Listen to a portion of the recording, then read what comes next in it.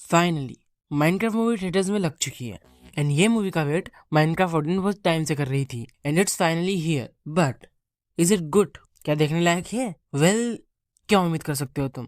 Trailer से दिख ही गया था कि ये मूवी क्या करने वाली है।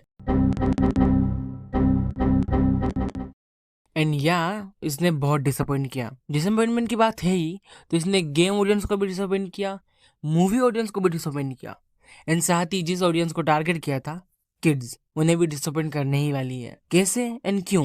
Late me explain. तो फर्स्ट ऑफ ऑल, इस टाइप की मूवी प्योरली स्टोरी पे चलती है एंड फन एलिमेंट्स पे भी, जैसे Barbie, dungeons and dragons, super Mario, Sonic. इन सब मूवीज में एक बैलेंस स्टोरी लाइन थी, साथ ही कैरेक्टर्स थे एंड साथ ही इसमें कुछ फन एलिमेंट भी था जो अपने सोर्स मटेरियल से रिजेंबल कर रहा था। उसी तरह माइनक्राफ्ट मूवी जो है वो बिल्कुल भी नहीं करती है ये सब जो मैंने कहा है। माइनक्राफ्ट मूवी में एक डिसेंट स्टोरी है ही नहीं। लाइक मूवी में स्टोरी के नाम पे कुछ भी नहीं है। एंड हाँ, जो लोग ये सोच रहे हैं कि वो नॉर्मल सी स्टोरी होगी कि स्टीव उस दुनिया में जाएगा एंड एंडर ड्रैगन को हराएगा वगैरह वगैरह, believe me, that's not gonna happen. क्योंकि इस मूवी की स्टोरी कुछ ऐसी सी है कि एक स्टीव नाम का लड़का होता है जो अपनी जिंदगी से तंग आ गया होता है एंड उसे कहीं से एक क्यूब मिल जाता है, जिस क्यूब की मदद से वो आर वर्ल्ड में पहुंच जाता है माइनक्राफ्ट के। एंड हाँ, वो क्यूब ऑफ डोमिनेंस निकलता है, जिसके पीछे नेदरवर्ल्ड की एक क्वीन पड़ी है एंड वो नेदरवर्ल्ड की क्वीन उस क्यूब को हासिल करके दुनिया तबाह करना चाहती है। That's the story. अब वो अपने स्टीव को कैद कर लेती है नेदर में। उसका एक डॉग होता है जिसका नाम मैं भूल गया हूँ, डी से होता है कुछ, तो वेल व्हाटएवर। वैसे उस डॉग की कोई इंपॉर्टेंस है भी नहीं इतनी। तो हाँ, स्टीव अपने डॉग को वो क्यूब दे देता है एंड कहता है कि गो एंड हाइड इट। सो उसका कुत्ता यही करता है, वो जाकर छुपा देता है लेकिन स्टीव के पलंग के नीचे, बहुत सेफ जगह हाइड करने की। तो स्टोरी कंटिन्यू होती है। मैं तुम्हें ज़्यादा नहीं बताऊंगा, स्पॉइलर हो जाएगा, इसलिए हाँ।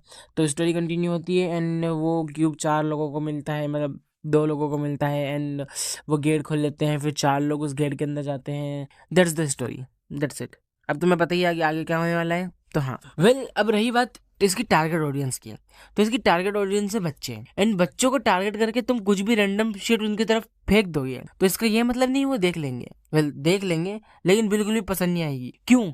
क्योंकि इट्स प्रीटी ऑब्वियस, ये वो जमाना नहीं रहा जब बच्चे कुछ भी देख लेते थे, कुछ भी टीवी पे आ रहा होता था देख लेते थे। ये जमाना है आईपैड वाले बच्चों का। जनरेशन चेंज हो चुकी है। अब बच्चों में भी दिमाग है, वो समझ पा रहे हैं कि वो क्या देख रहे हैं, वो क्या कंटेंट कंज्यूम कर रहे हैं। जिस हिसाब से मीम कल्चर चल रहा है, लग तो नहीं रहा समझ रहे हैं। बट लेट्स बी ऑनेस्ट, हमें पता है कि बच्चे समझदार हो चुके हैं एंड उन्हें कंटेंट चाहिए। क्योंकि इसी फील्ड में तुम डिज्नी को देख लो, डिज्नी नो कि वो क्या कर रहे हैं, इसलिए वो इतने टाइम से सक्सेसफुल होते हैं इन एनिमेटेड मूवीज में। चाहे तुम फ्रोजन, सिंड्रेला, ब्रेव, मोआना, कुछ भी ले लो, उनकी सारी मूवीज उठा के देख लो, तुम्हें यही दिखेगा कि वो बच्चों के लिए मूवी बनी है लेकिन उसमें गुड स्टोरी लाइन है, उसमें कैरेक्टर्स हैं, उसमें डेप्थ है, उसमें इमोशंस हैं, जो एक फुल फ्लेज अडल्ट को भी देख के फील होता है कि हाँ, that is some cinema. And वही अगर ये लोग भी ध्यान दे एंड ये लोग भी करने लगे तो मूवीज अच्छी बनेंगी। और जिस हिसाब से मूवी इंडस्ट्री का फ्यूचर जा रहा है,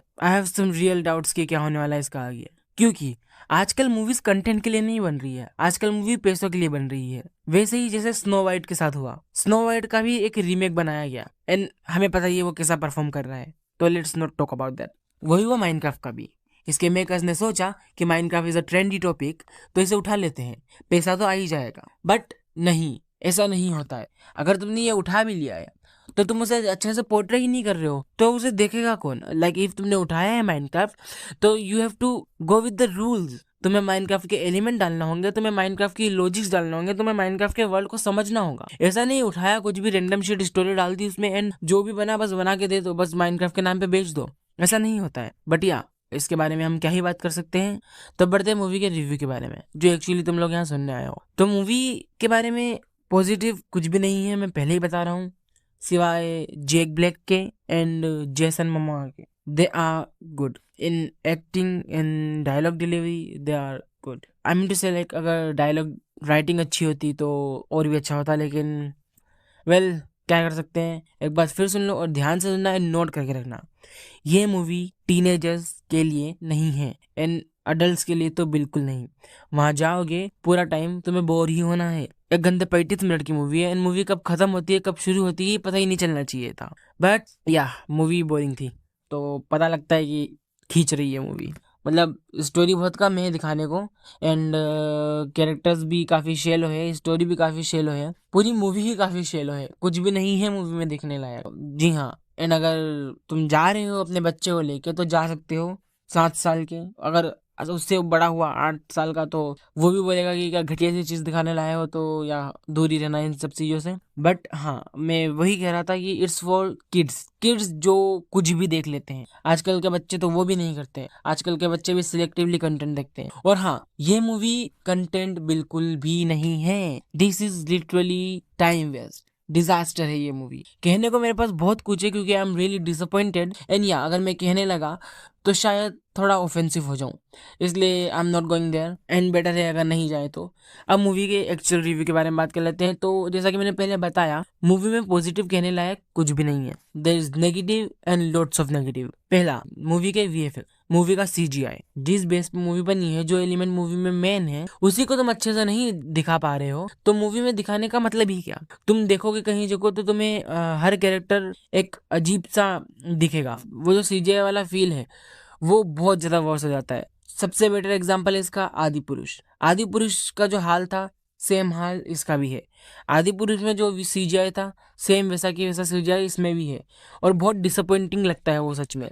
और हॉलीवुड से ये एक्सपेक्ट तो बिल्कुल नहीं किया था, लाइक फॉर रियल। अगर तुम देखो मूवी को तो मूवी में कुछ कुछ सीन्स, कुछ कुछ सिनेरियोज ऐसे हैं कि लगता है कि जस्ट ब्लेंडर से रेंडर किए हैं, एंड वो बिगिनर वाला रेंडर, कोई प्रोफेशनल नहीं। लाइक ऐसा लगता है कि जस्ट 3D मॉडल तैयार किया है एंड उसको ही रेंडर करके मूवी में डाल दिया। एंड यार सच्ची कहना हो कि इसके वीएफएक्स बहुत ही ज्यादा गंदे हैं, एंड सीजीआई की तो क्या ही कहना है। मैंने कहीं कहीं तो फील होता है कि इन्होंने ग्रीन स्क्रीन भी सही से रिमूव नहीं किया है। लाइक एक सीन चेंज होता है, दूसरे सीन में दिखता है कि कैरेक्टर्स के 3D मॉडल रोल हो रहे हैं जमीन पे। लाइक बहुत गंदा था वो। याद है कैसे बचपन में एक मूवी हुआ करती थी लावा गर्ल एंड शार्क बॉय, उसी टाइप की वीएफएक्स है, लेकिन एटलीस्ट उस मूवी में फील था, इस मूवी में वो भी नहीं है। वेल थोड़ी बहुत लाइट कॉमेडी चाहिए तुमको, थोड़ा बहुत मूड फ्रेश चाहिए तुमको कि लाइक कुछ तो अजीब देख लेते हैं, कुछ तो ऐसे ही डिस्गस्टिंग से देखने का मन हो रहा है, तो तुम इसे ट्राई कर सकते हो बिल्कुल। एंड हाँ, वो जैसा कि मैंने कहा लावा गर्ल एंड शार्क बॉय से भी घटिया वीएफएक्स हैं इसके, तो या इस जस्ट फॉर किड्स। एंड मैंने तो अपना टाइम वेस्ट किया है 1 घंटा 35 मिनट इसको देख के, होप तुम नहीं करोगे। और इस वीडियो से तो क्लियर हो ही जाना चाहिए था कि don't even touch that movie. So yeah, that's it for today guys. I'll see you in the next video. तब तक के लिए ऐसे ही घटिया कंटेंट से दूर रहो एंड कुछ ढंग का देखो, and keep being a cinephile. I am Steve.